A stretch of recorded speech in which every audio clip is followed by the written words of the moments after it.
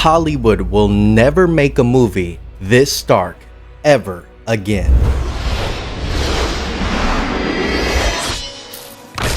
In this video, I want to share a childhood movie of mine, which is going to be 9, and why Hollywood is pivoting away from the gray, dark tones to more colorful aesthetic for young children of today. How playing it smart might actually not be safe. With big Hollywood companies like Disney relying on AI to generate their animations today, let's dive into the world of 9.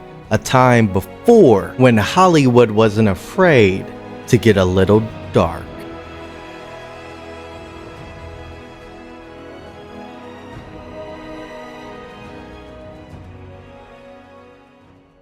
Now, before we dive into the world of 9, I highly suggest, if you don't know the origin of it, check out the short.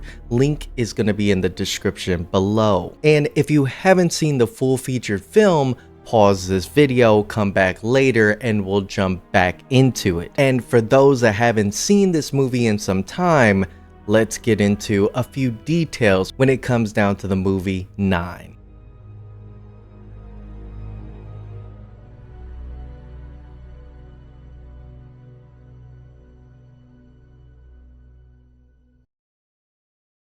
In the year 2005, Shane Acker, a student at UCLA, had created a short film titled 9. Hello, I'm Shane Acker, the creator of the animated short 9.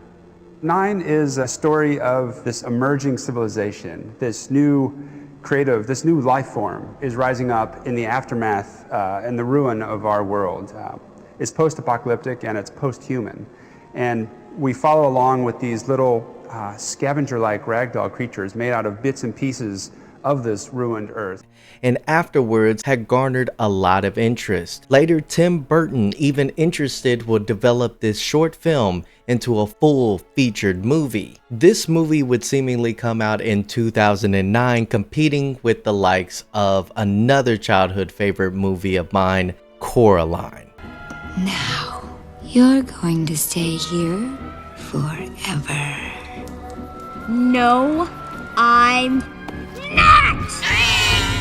I do want to preface that this video is not a full in-depth look of 9, but if you like to see one, make sure to hit that like button, comment down below that you would like me to do so, and also subscribe to the channel. With the movie 9 having the same distributor as Coraline focused features, it was seemingly an upward battle in order to get the limelight. But nevertheless, let us dive into the world of 9 as to see exactly what led Hollywood to steer away from it and how it might just be dangerous to not produce dark movies such as this in the present day. In the opening scene of the movie, we are already introduced to some dark themes, such as a scientist later being found on the floor and 9's birth to life. Already at a young age, I'm introduced to the subject of death.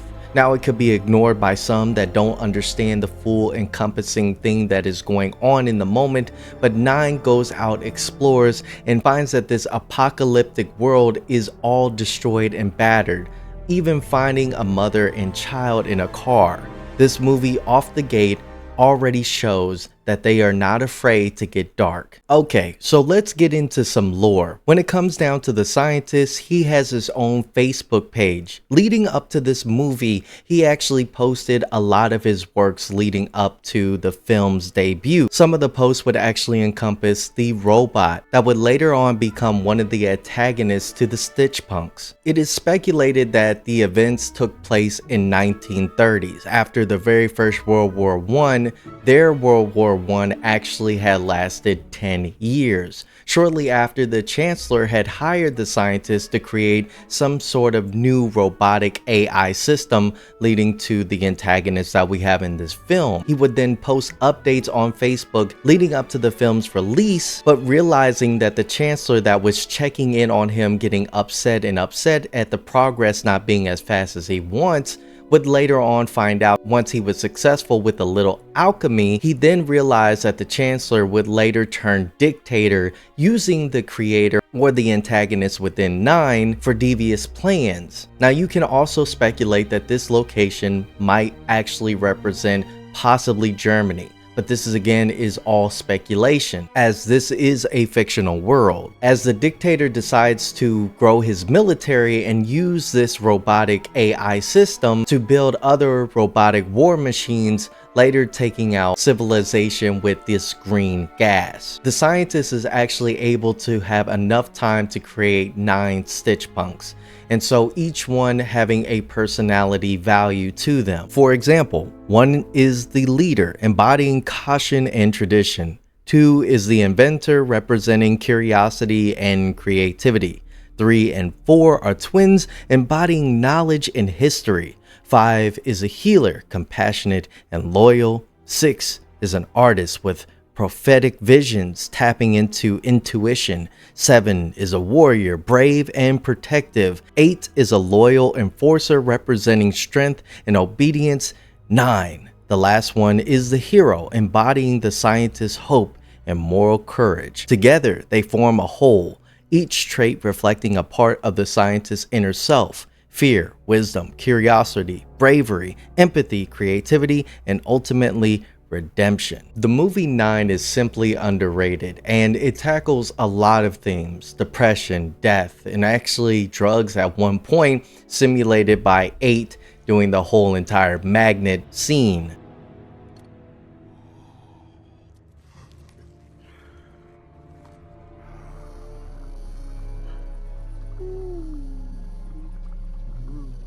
Movies around this time period were not shy of actually talking about certain things that Hollywood no longer wants to cover. They rather color everything in bright saturation and rainbows instead of talking about some of the pressing things that may come in the future. Originally created this movie due to the fact that he wanted a silent, no dialogue, apocalyptic world that he built around these Stitch Punks. Later, the story exploded to include the scientist's brain, which is going to be the antagonist, or the fabrication machine. The original short film did not have the fabrication machine, nor did it have Brain or any of the scientists or the Chancellor. It was a very simple 10-minute short film. Again, if you haven't watched it, I highly advise checking it out. Back in 2009, movies weren't afraid, such as Coraline, to talk about abuse and other similar themes. But here's the problem that we may face if movies don't start getting a grip about the inevitable future that we all may face. As I said in the beginning, unfortunately this is not an in-depth look into 9, but if you would like me to do so, leave me a comment down below. With that being said, let me bring up 2 big points when it comes down to Hollywood neglecting to make movies similar to this in the current time. Number 1 is actually going to be tone. When you look at the current timeline of things, unfortunately we have a lot of bright, saturated, and happy movies. None really hit home like 9, Coraline, or even Paranorman. It seems as though a lot of the movies that are being produced today are just to play safe instead of looking at the broad of teachings that life actually gives you. Life has sadness, life has depression, it also has a lot of personalities, and that's what this movie 9 encompasses. It is very dark, but when I was a kid and I was watching this, I couldn't help but actually latch on to a movie like this more than anything else that was coming out around that time. Another movie was Coraline, but I would always go back to this movie rather than Coraline for some reason. And it wasn't just movies that actually moved this way. Ed, Edd and Eddy had this eeriness to it if you actually think about it. No adults, and there was one episode in particular that kind of creeped me out.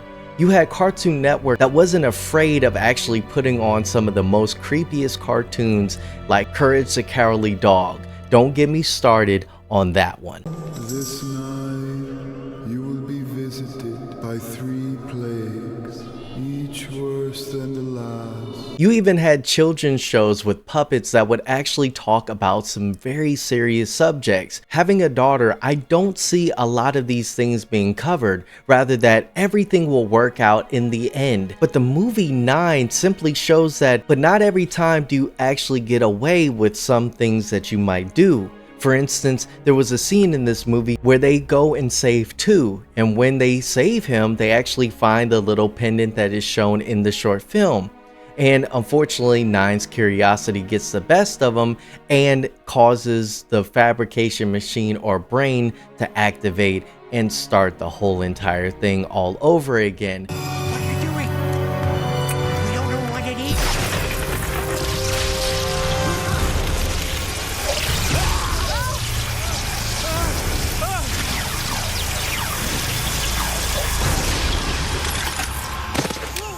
His actions had repercussions, and there was nothing left to do but remedy it, and that's where the film really takes off. Another point that I want to make about Hollywood is actually history.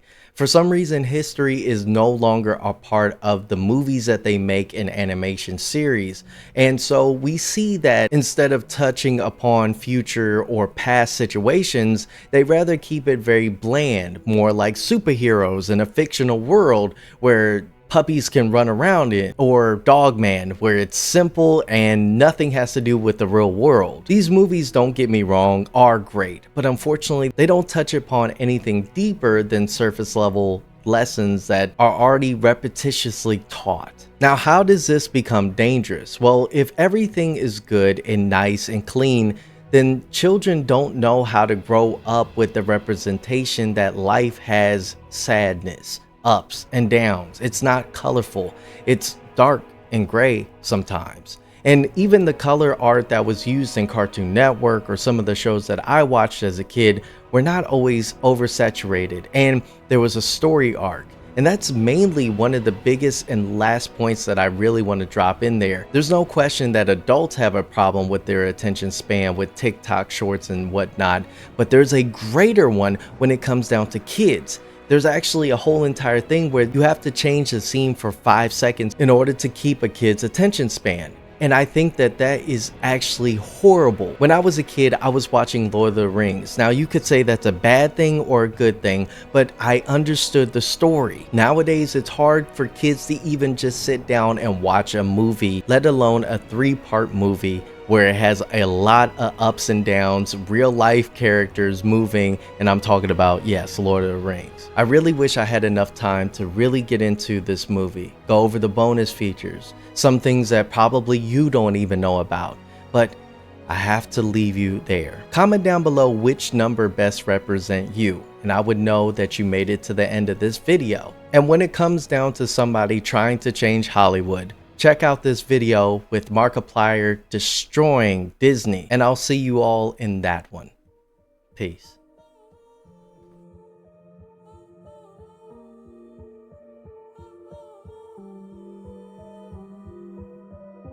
Drop down on the roof, I'm looking for you. I'm an alien boy, dropping on your